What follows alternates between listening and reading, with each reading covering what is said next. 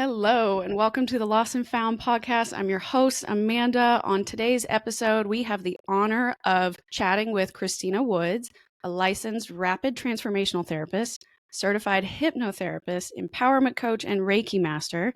She combines her background in corporate leadership with her life experiences dealing with trauma and abandonment to help empower other women, trust their intuition, and set themselves free of self doubt. As a CEO and founder of her own hypnotherapy and coaching business, Christina has extensive experience working on complex self-loss challenges, helping her clients find their potential so that they can become self-reliant individuals. Through this work, she empowers women to shed old programming so that they can live the life they deserve.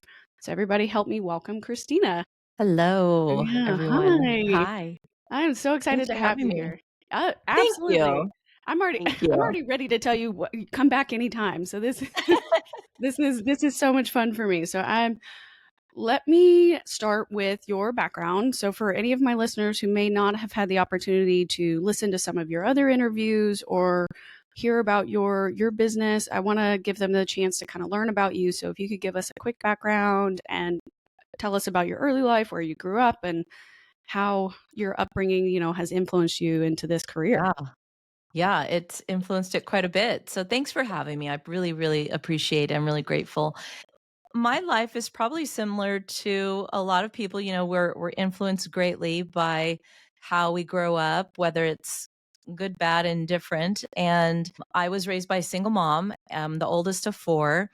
And it influenced me greatly because I grew up with feeling and believing I had a lot of responsibility as the oldest, and helping mom out. And, that was the belief that I had. And so what I did with that was I felt like, to navigate, I had a lot of ups and downs. I did have had some trauma in my childhood. And as a single mom, I had teen parents. So, they were definitely figuring things out with me, like they were in high school Sure. and I was born in the late 60s, so they're figuring stuff out, and I'm probably figuring it out, helping them figure it out, and here we are in the 70s now, and long before most of your audience is even remotely born, and through that process of chaos and them figuring it out and growing up, what happened was the belief I had was the easier I can make it for my parents, the better my life's going to be. And so let's turn into, the perfect child as much as I can be, because this is going to make my life easier. It's going to make my life safer. So I became a really good student, a really good, as much as I could, very quiet, very, very crippling shy. Let's do everything perfect. And this just sort of evolved into really sort of just wearing a mask. So I never, ever felt good enough, never felt smart enough, never felt anything. But I think on the outside in my life, people thought everything was okay. I was class president. I was homecoming queen. I was on the dance team. I did all these things. I got good grades. I never got into trouble. But inside, I was just completely full of doubt. And I just strived to do better and better and better. So from there, I went on to college, paid my own way. And it was back in the hustle, hustle, hustle. The more you hustle, and I believe in many ways, it's still, you work harder, you're supposed to do Right. better, right? That's the Yeah, that's what formula they we told sort you of. to do. Yeah, Yeah. were you And part of the first generation of, like, women to go to college in the '80s? I know that was a big oh, deal for my yeah. mom, Oh, too. yes. Oh, Mhm. yes. First, pay my way, first to go to college, just keep going and it's going to be amazing if you do this. And so, I entered the corporate world thinking, this was going to be the formula that's just going to bust all the seams in my family, and I'll finally have money and safety. And, I did grow up with finances were a huge, huge stress in my life and growing up, and we never had enough money. So that was a big, big story of my mother always struggling and us always being under a lot of stress with that, and fights and crying and the whole thing, which was I always had what I needed and survived, of course. But when you always have that worry as a child, what's going to happen, it's always in the back of your mind. So for me, it was that's never going to be my life. I'm always going to have enough. So entered the corporate world, did very, very well. And I created a dynamic corporate career for 30 years and climbed the corporate ladder very, very quickly. And from there, established a reputation. And, I'm flying around the country and managing teams of hundreds of people. I got married in my 20s, had a couple children, beautiful boys I have, and young adults now doing very well. And then, I'm thinking, okay, here we go. Went to college. Here I am. I have everything. I did everything different, everything I thought I was supposed to. Right. But I never, ever really addressed or even was aware of any of the beliefs inside I had about myself. I wasn't even aware how they were impacting my life or the choices I made, the relationships I had. All of my identity and validation came from what I did, the achievements, accolades, promotions. And it really wasn't until I was truly knocking on the door of 50. So I share this now because no one needs to wait this long. But it wasn't Sure. until I was later in life that health started falling apart. Marriage fell apart, and I was spending money like crazy. Credit cards are going up and down, up and down, up and down. And I really started to think, why do I keep making more money and spending it, making more money and spending it? Why do I have all these things and I don't feel happy? What the heck is wrong with me?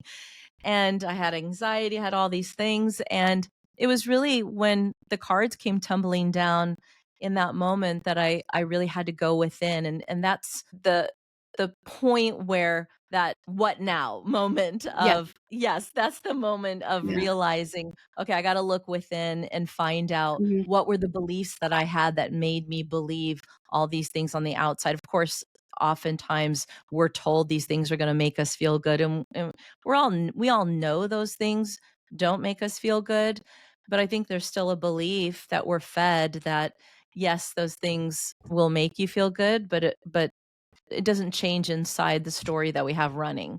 And how do we change that story inside? I'm really glad that you brought up each piece of this because you mentioned, from what I'm hearing, you mentioned multiple things were happening and it kind of layer by layer by layer, what sounds like buried who you really were or Yeah.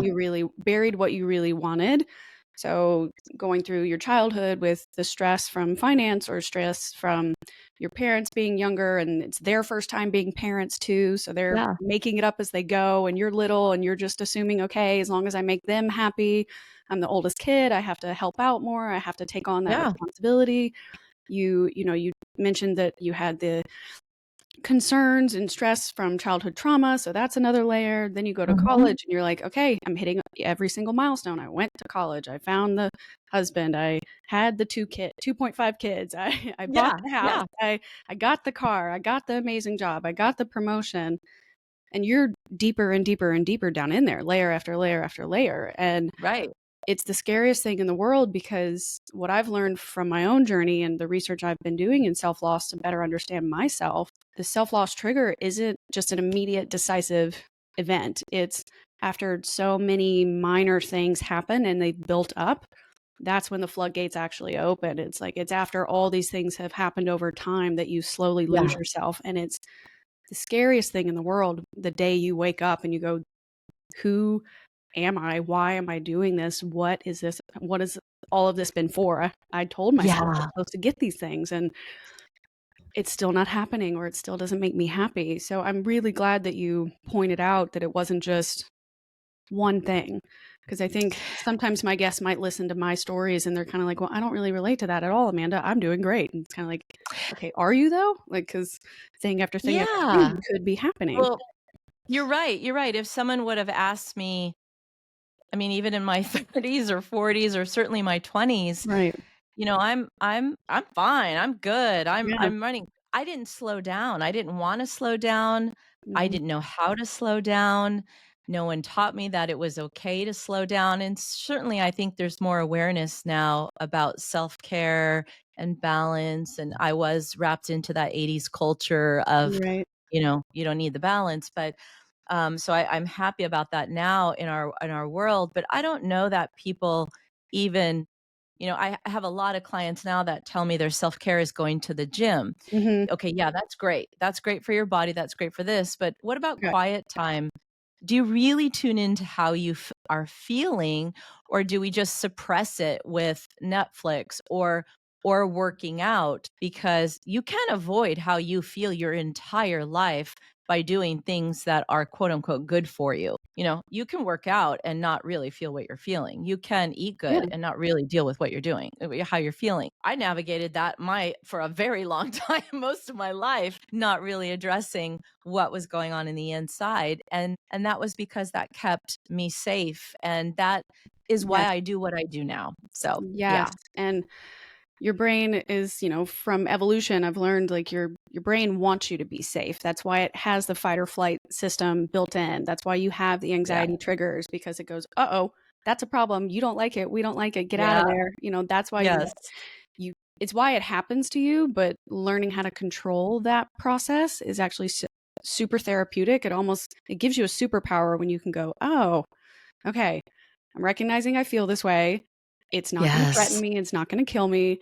It actually just means I should pay attention to whatever this is, but I don't have to like let it consume me." And that's a really hard skill set to build, but I love that, people like you are available that can teach others how to do Oh, that. yeah. And you've already done it yourself multiple times throughout your life. So you're not just coming into the room with your client being like, "Oh, do drink apple cider vinegar and try this or whatever." Yeah. Like, you actually have real life examples that you can use with your clients and go, "No, I promise I understand what you're thinking and you're feeling because I did it too." Well, and I'm still doing it, let's be Yeah. real. So life is still going on, and there's still Yeah. family interactions and people that trigger us, and we still have financial things in life to work through, and we're still going to be triggered, and we still Mhm. have the same family members and dynamics going on in life. So this healing journey, I always say, or personal development, or whatever we want to call it, where we learn Right. skills, it's not a box that you check and say, I've got that tool and that's never going to come up again. It's an evolution. And I think so many clients I work with, and my clients range from 8 years old until their late Oh, 70s. wow. That's So quite a lots of range. teens, yeah, lots of people in their 20s and 30s, and lots of clients, whether it be about sports or Mhm. progressing in their career. I focus on women, but I work with a lot of their children and their spouses and so on, and many, many different areas. And, I'm constantly sharing with them that, these are tools that we will always need, because the one thing I don't think I really understood, and this allows us to have so much empathy for ourselves, is this understanding, like you said, Mhm. about it's not even just our brain, but our entire body is, our mind, our subconscious mind, Right. and our conscious mind. Because I think the more educated we get, or more aware, we watch YouTube videos and so on, Mhm. we tend to lean into the logical, and there's nothing logical about our subconscious mind. It's all Mm. emotions. Okay. And our subconscious mind is 95% driving the ship, the bus, the car, whatever you want to call it, about how we feel and think and interact with other people, and the lens in which we look through the world, how we see the world and how we see ourselves in the world. So it's all based on emotions, not logic. So when we sit there and analyze and say, well, that doesn't make sense that I'm upset with that person about that, or Mhm. that doesn't make sense. I should even feel that way. That's so silly. That happened ages ago. I should know better. I can't believe I did that. Or say, it has nothing to do with logic, everything to do with emotions. And yes, we're feeling it, but our feelings, of course, we know now, are not always telling us the truth. Right. And, our subconscious mind, I think it's really important to know, it has no idea how old we are. It has no concept of time. It doesn't know you're in the here and now. All it knows is that its job is to keep you alive and keep you safe. It could care less if you're happy, could care less if you're thriving. It doesn't care. It only cares that you're alive and safe. So while you want to thrive and you Mhm. want to have a great time and you want to have a great relationship, its primary job is to keep you safe and alive. and it's going to go towards what's familiar, even if that familiar thing isn't good for you, quote unquote, good for Right. you in a relationship. These little things are pretty good to know because that can help you say, wait a second, I'm moving towards something. I used to spend money like crazy over stupid things. I could spend a lot of money at a TJ Maxx one day because it made me feel safe and good. I'm like, wait a second, I've got to be aware of this habit. What's going on here? When you dig deeper, you can find out what I was trying to do. Now I understand it, but I had to get really, really curious about that. I'm glad you bring that up. That I think it would alleviate a lot of fear or frustration some listeners might have or other people in the world might be feeling about these types of behaviors that they have. If they know that something's off or wrong, but they can't figure out, okay, why can't I just stop? Kind of like what you said. Why am Yeah, I'm eating, but my weight's not changing. I'm working out so much or not enough, or I'm spending so much money, but I can't stop myself, even though I'm getting the promotions, or right. my relationship's falling apart, but I'm going to the couples counseling. Why isn't it changing or fixing or doing something? And Yeah, I love that you remind us that if it's mostly coming from your subconscious mind, it's not something that's invisible or you're never going to get rid of it or you can stop feeling hopeless. You might be frustrated, but you don't have to feel hopeless because there are things that you can do to pivot and help yourself. And so that's at least a sigh of relief. It'll oh, take work, but at least it's kind of like, oh, thank God. yeah, Yeah. yeah.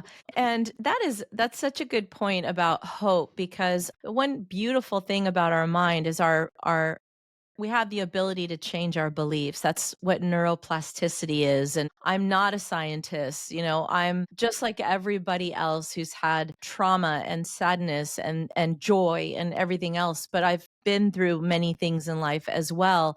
And to go from a belief that I'm not enough and humiliated and embarrassed about things and I can turn it around and change it. Our Mhm. brain has the ability to change a belief and create a new neural pathway, a new highway. And we think about it so easily when we think about exercise, right? Just do it over and over and over. You build a new muscle or you would build a new memory. We forget we can do that with beliefs about ourselves or the world. Mm, We feel lousy about something, or I'll never feel that way, or I'll never believe that way. It's not the truth about us that we are not enough. We're all born enough. A right. baby smiles and doesn't care if it has a dirty diaper, food on its face, and is just giggling silly. We don't come in worried about what everybody's thinking about us. We learn Right. those things and we can unlearn them. We can stop comparing ourselves and learn them and know that we're enough no matter what. And I don't know about you, but when you meet someone who isn't always trying to just put on a face, they're just authentic and Right. they're just that person walking down the beach or down the street who isn't trying to look perfect, is just authentically them, they're more attractive or more funny or more fun to be Yeah. around than the person who's trying to be perfect. It's just Yes. like they're already enough. We're already enough just the way we are, just being us. You can definitely sense when somebody's operating in their purpose or they're operating in their element, I guess is what I like to Yeah, say. They're either holistically just exactly who they are and they like that and it just the vibes that come off of that. I don't know if it's like an actual like brain wave that my brain is sensing. Hey, that's kind of cool. it I want to is. feel that way. I want to do that. It Yeah. is a brainwave. It's an energy. Yes, Yes, yes. And you're an energy healer too. So I am. let's definitely pivot a little bit here and talk about, you mentioned in your 50s, you had that moment of realization, this is not what I want out of my life anymore. I need to make some changes. So when you started down that path of change and transforming your career, how did you know that you wanted to get into the transformational therapy, the hypnotherapy, Reiki stuff? Like you could have gone back to school, you could have done anything and just changed industries, but like why this? How did you know that this is the career you wanted to be in and what was the process for you to get certified and all these different things? What was that like? Yeah, sure. When I originally went to college, right out of high school, I wanted to be a psychologist. Okay. And it was the science part of it. And I worked for a psychologist, and that just wasn't, that did part didn't interest me. The part about helping people interested me. So when I realized, oh, I thought I'm not smart enough to be in science. So I guess I can't do that. So put that in a box and decided to do sales marketing. I went down that avenue. The real story is that I completely had to rebuild all my self-love and compassion for myself. So Okay. it's my own journey of finding hypnotherapy, finding EMDR, having therapists, and really seeing that, wow, I had beliefs about myself that were untrue and I can literally change them. And knowing there's a lot of people out there in the world walking around with beliefs that aren't even true about themselves that they can change. And when I realized that, I thought, I want to learn how to do that so I can help other people change these lies that they think are true about themselves. And it's actually really quick. So I went to school, hypnotherapy school. I had this moment. I was actually pulling weeds in my backyard. It's not a glamorous story, pulling weeds in my backyard. And I had a moment where somebody said something to me in my family and it hit me. I heard a voice and it basically said, Christina, when are you going to stop doing and worrying about what everybody else thinks and really do and focus on what you want? And it was just one of those moments where I could keep living a life where I lived for everybody else and I felt Mhm. hollow inside, or I could, you know what, it's that fed up point where you're not happy and you know I have nothing to lose. And it was at that point where I thought, you know what, I this isn't what I want anymore for my kids, for myself, for anyone. I have no idea what it's going to look like, but I know I don't want it to look like this. Right. And I went and found that self-love, lots of tears, lots of anxiety, lots of, therapy. And through that process, then I went to school. I did go to hypnotherapy school. I studied lots of different methods. And I did that in the evenings and weekends and decided at that point, that I was ready to leave corporate. I had some money saved and decided to do it. And I added energy healing into hypnotherapy because what I found was my belief is that we are not just physical beings, we're also energy beings, whatever your faith Mhm. is, but we're energy beings as well. Everything has already been scientifically proven has a vibration to it, human beings as well. And what I found was when I was able to help clear people's energy, help them feel better about themselves, clear their energy, the hypnotherapy and everything else we were doing just rapidly moved through them much, much quicker. Mm. So the combination of changing their beliefs and breath work and clearing energy and knowing that, when you're feeling unstable or anxious, you can actually teach yourself how to ground your energy. You can go outside, you can breathe. We all feel what it feels like when we feel scattered, and we all know what it feels like when you feel centered and you can breathe and feel centered and whole. And I also know when we feel frantic and out of our body almost, right? Yeah. And it's hard to have a conversation with someone when you feel like that scattered feeling or when you feel like I'm centered, I know what I feel. And there are methods and techniques to get back into your wholeness, into who you are. And so combining those two things made a big, big difference. Excellent. I like that. So it sounds like a lot of that would be physical, though. Like you'd have to be near each other. Can your clients do this in person and online, or is it only in person?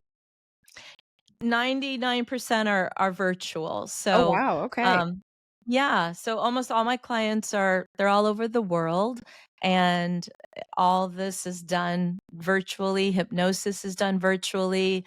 Energy healing is done virtually. Energy is energy, whether we're in person or done far apart. It doesn't matter. I even have some clients that are so young, they're too young to sit virtually in one little spot. They're too Mhm. squirmy.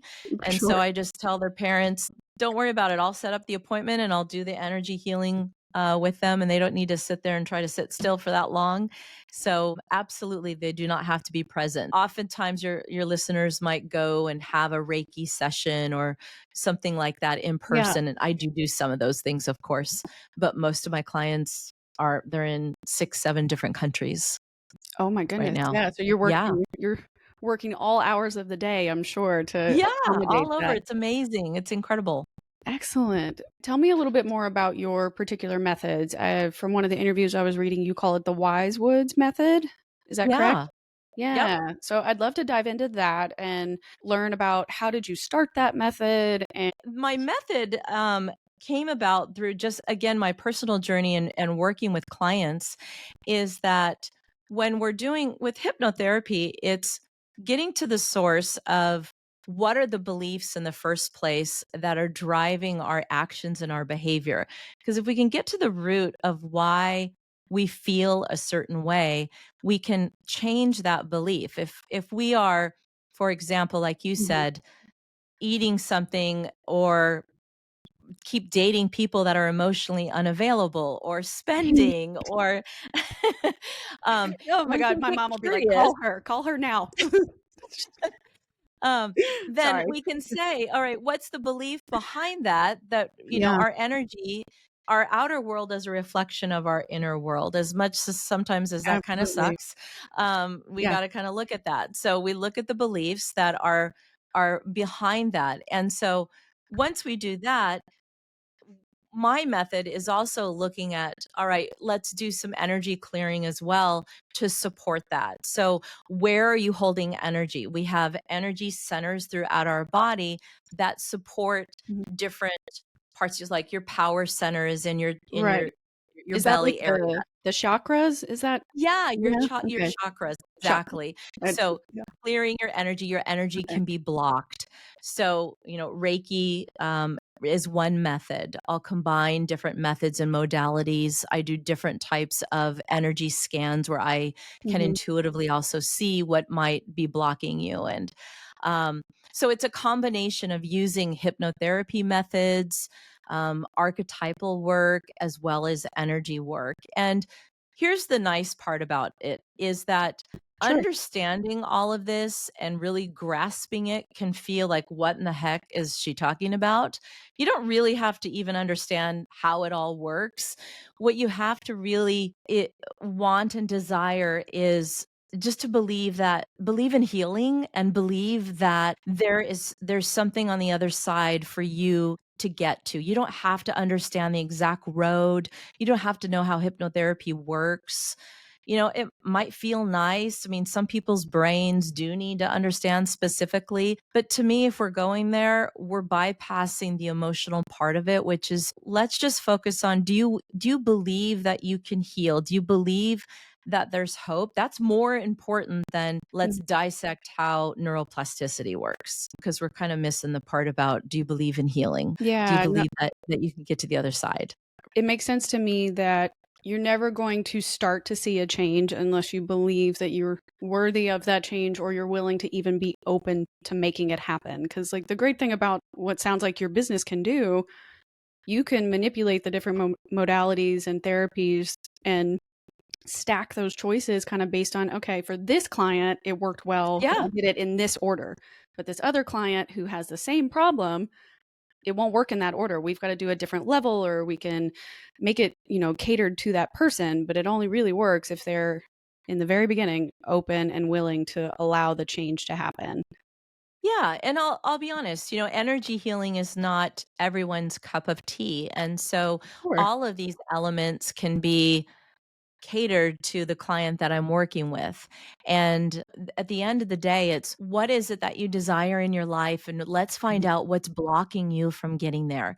You don't have to know, again, specifically what the block is. I find many Right. times, we will say, oh, I know my parents got divorced and that's affected me, or I know this happened to me or that happened to me. I will tell you, 9 times out of 10 in hypnosis, we go back and it's not that at all. It's a belief that was formed far, far sooner than that. And that divorce or that situation, the meaning we attach to it perhaps gave us even more evidence to back up that belief. But the belief about ourselves and what we created was formed much, much, much sooner. And Mhm. we sort of stack beliefs. That's what happens, is our mind will give us evidence to the strongest belief that we have. And so that phrase that we get to be right, it works in our favor or against us either way. So if it's, I can't trust people, or there's no good men out there, all women just want to chase my money, or whatever the belief is, Mhm. we'll definitely find it if that's our strongest belief, because we'll just find more evidence and more evidence. If we start to change the belief, we'll start to find more evidence of that as well. And one of the points you made earlier is hope. Our mind can tolerate so much if we even just have hope. It's like pain, for example. Anything, when we know that we only have to endure something for a period of time, even if it's a long time, a period of time, that's fine as long as we know it's not forever. When we believe something is forever, that becomes really, really hard to endure. And that's where hope and not knowing, we don't need to know how. It's just like someone saying to you, you will get on the other side of this. Right. I can help you get on the other side of this. Let's just take this one day at a time and start to change these beliefs, move your energy. And, there isn't a magic pill, but that belief and that hope that you will get there, it's so important. I'm glad you brought up that it's just the level of hope that can be helpful to even get the process started. I know for me, when I started the podcast in 2023, I had been dealing with, not diagnosed, but I think dealing with depression, and I was having Yeah. a really hard time believing in anything. All I was really doing was just kind of going through the motions. It almost felt disassociated, like I was watching myself live a life, but Yeah. I wasn't really in it, right? And so Sure. one day, I just kind of woke up and was like, I don't want to feel this way anymore. And Yeah. I didn't know how to stop feeling that way other than to just blurt it out. and so I Right. and so I did. Right. And then I put it on the internet and I was kind of like, what did you just do? But So then courageous. courage, craziness, I don't know, but the I did start to notice every episode I put out there, I was slowly less and less sad, less and less depressed, less and less disassociated or pulled away from my own life. And by letting all of these feelings come up and admitting the darkness that I was having and feeling and dealing with, the hope could kind of creep in again. And I don't know when I'm going to figure out my life or stop feeling lost or find my actual purpose, or I don't even know if this is the right outlet for finding my purpose, but so far it feels like the right thing to do. And like when you talked about saying like you heard the voice behind you, I've had Yeah. a couple of moments over the last almost 2 years now of voice things, and it's kind of like, oh, they're telling me I need to talk about this today. And so then Yeah. I put that podcast out there, and Your intuition. that ends up being the episode that people reach out to me about. They're like, I needed this. Thank you so much for saying this. Like, I feel so much better knowing I'm not alone. And I'm kind of like, how did I know that that was the thing they needed to hear today? Like, it's because somebody That's said it to me. golden. And then I've been having more things like that telling me things about like how to progress next. And a lot of it's about, okay, this year is going to be an epic year for you. 2025 is a very important year, but you have to sacrifice. You're going to have to shed. You got rid of your old identity. You're no longer the national security analyst, Amanda. You're marketing Mhm. agency Amanda or podcaster Amanda, but like you've got to shed even more. You're going to have to get rid of More. so much more materialism, so much more uh of what you think you need in your life in order to grow. You don't actually need that. You need to kind of like zone in a bit further. And it's kind of like very terrifying because I live in a big city right now. I like the life that I have. I've created a space that feels good, but to think that like to get actually what I want and to make it to the future version of myself that I know I will be proud of, I've got to sacrifice even further. But that's what the voice is saying. And it's kind of like, oh man, you were right the last few times. I have to believe that you're right Well, now. yes. And peeling away the things so we get to hear that voice is golden. That intuition Yeah. is your guiding light. And also being aware that there are beliefs that we can't have both.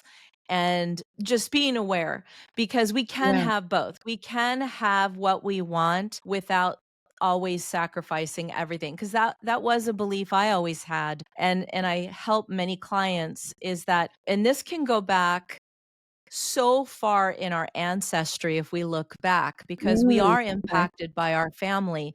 There always can be a belief that Well, if you go for your dreams, you have to sacrifice something huge. And that's not necessarily true. There are many, many people that go for their dreams and don't sacrifice one damn thing.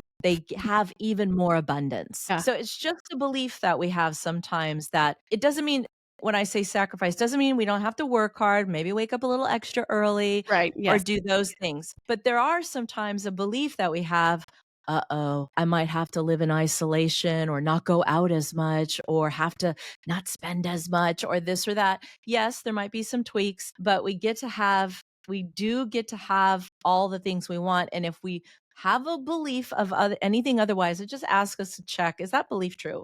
Right. It might be true in the past, but what's it based on? And is it the truth or is it just a belief? Check your belief. Check it because so many beliefs. I was raised with a belief that your family will sacrifice if you have a dynamic career. And if you want to, have a family where you're home with your kids and you can't have a dynamic career. That's what I was raised with. Right. Yeah. And so talk about guilt. And then I thought, well, wait, a lot of people have dynamic careers and are good moms. Why did I Right. never believe that you could have that? Just wasn't a belief. And now, you know what?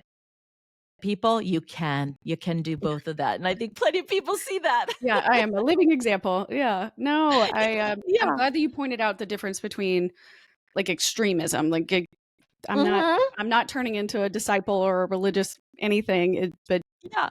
the sacrifice that I'm kinda talking about is exactly like what you said, tweaking where I wanna spend my time and my energy now to get to that next step means I need to, like, refocus that, and some of that would be Yeah. sacrificing maybe sometimes a social life, maybe sometimes my financial choices of, like, "All right, I don't go on that weekend trip to Florida, I use that money towards editing or, interviewing more Yeah. people," or something like that. So it's retweaking things in my life that will help me in the long run. But you did mention, because you mentioned beliefs, I'd like to chat with you a little bit about, affirmations. Do you ever Sure. believe in those, or do they work? Or some people I've met, like, they gratitude Yeah, there's a journal lot and of they do the about affirmations, them. but they Yeah. don't necessarily believe in it. Or some people are like, vision boards are stupid. And I'm kinda like, "No, like, you have to say it, see it, say it internally, see it, write it down, and say it out loud." Like, if you're hitting all the for me, if you're hitting all the senses, you're retraining your brain to, like, "Okay, oh, she said it 5 times, that means it's important. Like, I should really Yeah. think that and look for that." So here's my opinion about all of it. You can do all out the affirmations, the vision board. You can even meditate every day. You can go into the zone. You can do all of that and have none of it change anything. And you can do all of it and all of it work. So it's really what is your intention? What is the energy behind it? All right.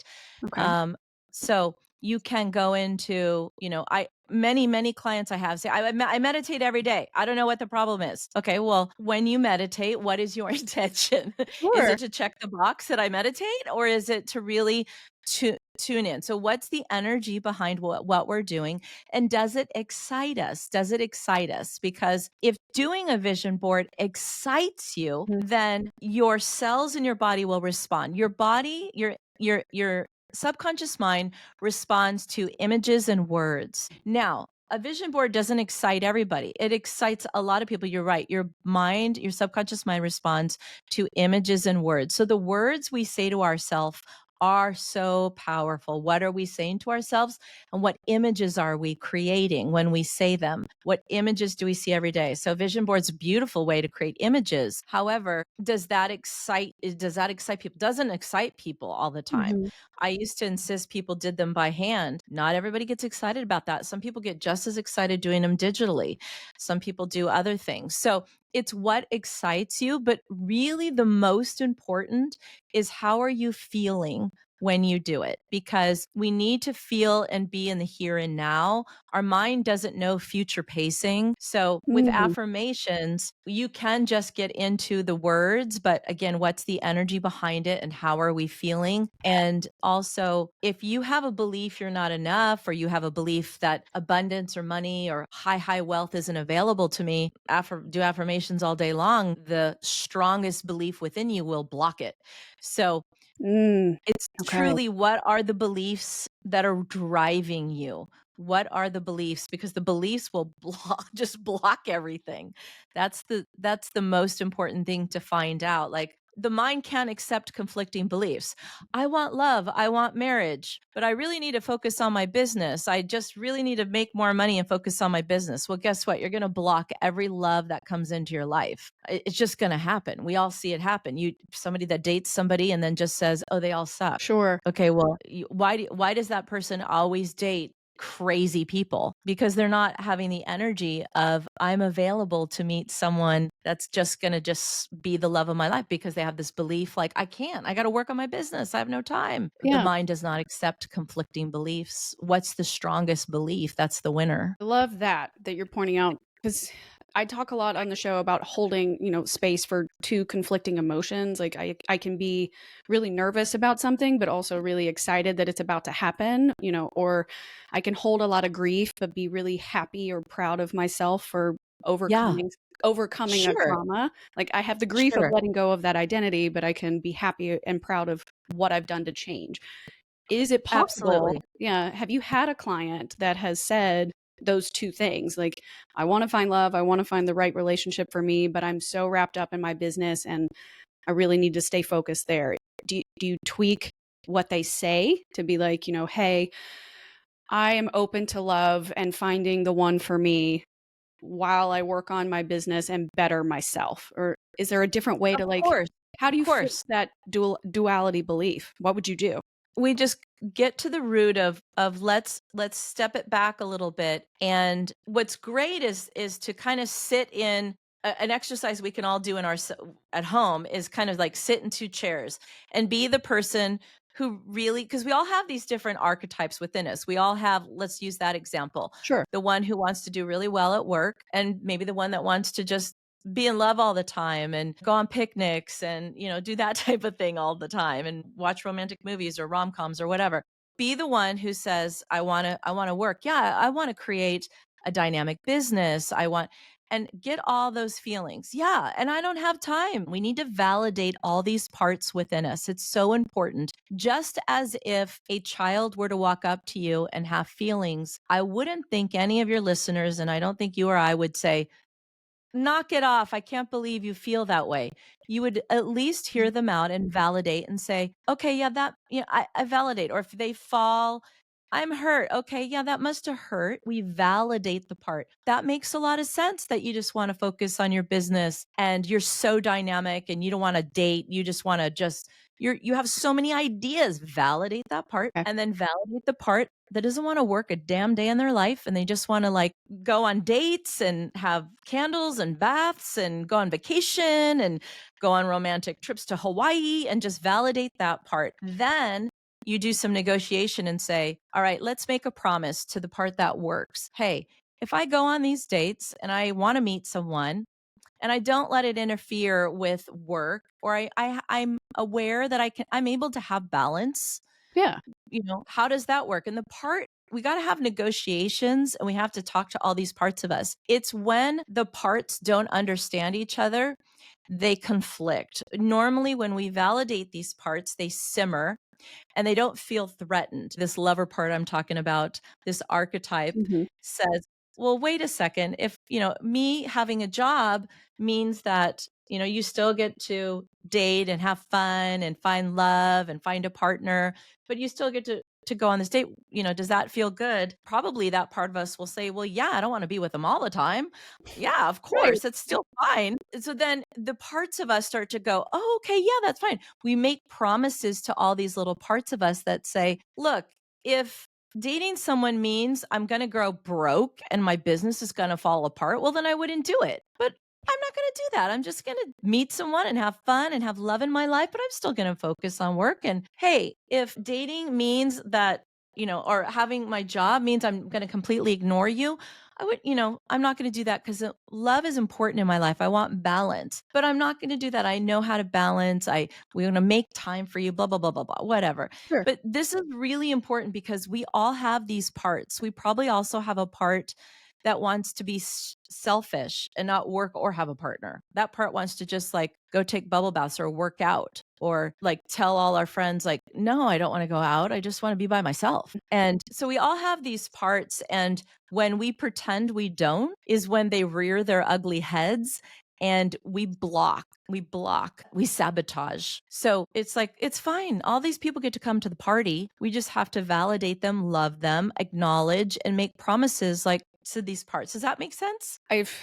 Yes, it does. I'm trying to think of the best way I can relate to that. The duality of being like, I'm open to all of these things happening, but respecting my own boundaries of, if I need to stay in tonight, I'm going to say, sorry, I can't make it. I'm going to stay in. Like, I'm not going to force myself into a situation where if I don't even enjoy being there, like I'm just disregarding what the other archetypes, like you said, were saying, and they didn't want to go. And I was like, yeah, I will, because everybody else is doing it. So I might as well do it too. It's kind of like, no, you don't actually have to. You can respect your job and your business. You can invest that time.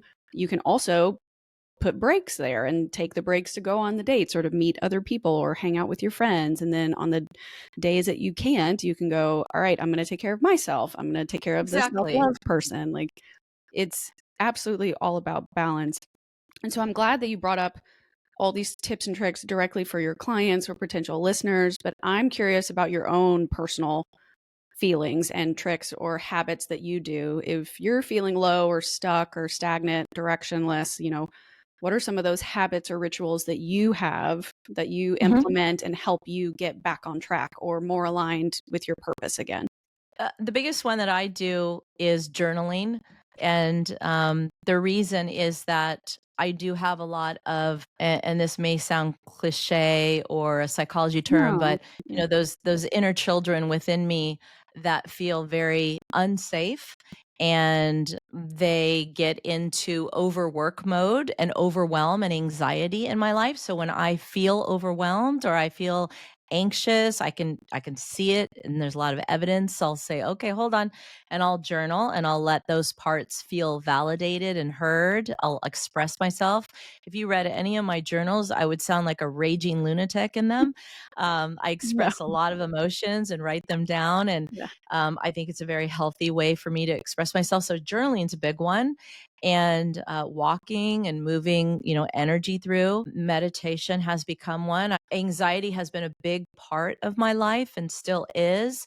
And so I have to use guided meditations. I have trained myself enough now to be able to meditate without it, but it's just a way to have to quiet my mind. Otherwise, my mind gets too loopy into fight or flight mode.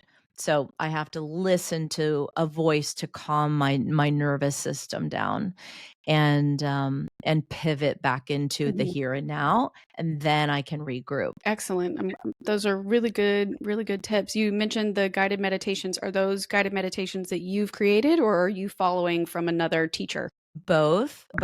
Anytime we can ever, anyone, you don't need to be a hypnotherapist, but anytime you can create, if it's affirmations or calming words in your own voice, your body, your nervous system responds to your own voice the best. Okay. But I do have apps like Calm or Insight Timer is my favorite that I use. And, they have free versions, but I pay the $69 a year and get lots of courses. But Mhm. yeah, Yeah. I'll do either one. I have a few friends that also use the Calm app, and they love it because they were having Yeah. mainly because they were having insomnia issues, and so they wanted to kinda listen to something that would help them sleep Yep. better, and so now they've gotten to the point where they really only open it when they're having a problem, but, like, they Yeah. loved the Calm app. So that's great. Yeah. I'm so It's so glad. good. Yeah. It's good. So I'm curious, now that we've talked a lot about your own career, I kind of have a few core questions that I ask every guest before we Sure. close out the show. So I'd like to know, what do you want out of life, and have you found what you're looking for? That is a great question. Good for you. I love it. Um, what I want is deep connections with people, myself, even deeper connections. So, with my family, with my friends, with myself, with clients. And that sounds, I'm maybe older than a lot of your listeners, but I think I've always wanted that and not really understood that that's what I've been seeking. Do I have it yet? I think I'm getting better at being present Mhm. and and making my priority. So every day, when I come to work and we get just dive in, right? To like, "Oh, I got to do this, I got to do that," or even having family over, it's like, "Oh, I got to make this food or do this charcuterie thing," or we forget. And I try to focus on my why, which is I want deeper connections. I want to be present. Even making money, it's like, why do I want to make money? I want deeper connections with people. I want to travel because I want deeper connections. So I keep that in the forefront of it. And it does drive my decisions every day. Yeah, I love that. The remembering your why and making sure that Yeah. every decision you make or choice you make brings you back to that. You're redirecting back Yeah. to your original It's why really hard to get statement. off It'll track. help your foundation so much. I love that. That's amazing. Yes. What would you say has been your greatest achievement, and how do you define success? My greatest achievement is, I mean, there's becoming a mother and raising children and accepting that it's impossible to be a perfect person. So I think just any lessons in life now, looking back, you feel, wow, I messed up so many things, and still loving yourself and still realizing it's okay. And you pick up and we make mistakes and we learn the lessons. We just keep moving forward and evolving and keep going and going. So, and then what was your how do I define success? I guess that's how I define success is self-love and acceptance. And this is my best version. This is the best I'm doing. Like feeling and believing that it's good enough. It's good enough. I did my best. I like asking guests that because every person I've interviewed has a very different definition or perspective on what success looks like and what it means to them. And having self worth or self acceptance is something that a lot of people work on or strive for their entire lives and may not even Mm. get it. So, It's it's not an easy one. Yeah. no, 10 years no, it's ago, I would have not. had a No. totally different answer. 5 years ago, I would have had a different answer. Oh, 100%. Yeah. No, I love Yeah. that. So, how do you define purpose, and what does living in your purpose look like to you? My purpose, I mean, I'm a very spiritual person, so I feel very connected to something much bigger and whatever that means, to anyone. So purpose to me is a feeling of being connected to purpose to something deeper, to something bigger, and knowing that I'm here for a reason and that my life has meaning. And I guess that brings me back to my why. So believing and knowing that one person can make a difference, I can make a difference, and I already am just by being me. And my purpose is to contribute to humanity just by being me. I don't have to be a miraculous person or author. Just this is my purpose. I'm here. Yeah. I want to be myself. And Yes, by it's being good enough. yourself, being yourself is perfectly good enough. And being yourself helps you make those deeper connections. I, Yes. I love it. And then the final question: what advice would you have for people who are feeling lost or stuck or currently in their life situation that they know it's not right for them anymore and they need to pivot, but they don't really know how? What advice would you give them or tell them for how to start? What excites you? What lights you up? It doesn't have to be complicated. It could be what you like to do when you were 5. Just start with what excites you because our heart and our soul, it will lead you down a journey of discovering who you are and down a path of abundance. So, just doing little tiny things that excite you will bring that energy and light to you to take you down maybe 3 more steps to another thing that lights you up, to another thing that lights you up, to Mhm. even more, to having a nice conversation, or to seeing the smile on the face from the stranger, or to being able to accept and receive something kind and nice. So just doing something that excites you. And I know when you're in that bad place, we don't even know what excites us. So it could be just simple, like I like my tea. I like having a cup of tea in the morning, and this feels good right now, and I'm just gonna do this right now, and I can only do this for 5 days right now, and maybe next week I'll go out and let the sun shine on my face, and I like that excites me. Yeah. Okay, that's great. You can start small. It doesn't have to be an overwhelming major change. But We just think it's so complicated, but if we're doing stuff that doesn't excite us, I don't know why we're doing it. and that's the key to the whole show. We're gonna perfect way to end it. Thank you. Thank you so much, Christina. I have had such a good time picking your brain and learning so much from you and learning about all these new modalities that I haven't participated in, but I'm very curious about. And I'm so glad that you could share that and your experiences with us and with the listeners. Please tell everybody how to find you if they want to work with you. What's the best way to do that? Where are you? Sure. My website is christinalwoods.com, and I'm typically on Instagram. So it's christina.lwoods. Okay, excellent. Well, thank you so much for joining us. And all right, everybody, that's the end of our episode. You know where to find me. I'm going to put all of Christina's information into the show notes. My Instagram handles, TikTok, YouTube, all of that will be there as well. And you can always reach out to me at hello@podcastforthelost.com. Our website is still ongoing and we're working on it, but one step at a time and through this growth period, right? Thank you so much for being here. Like, subscribe, leave a review, and we'll catch you next week. And remember, wanderers are always welcome.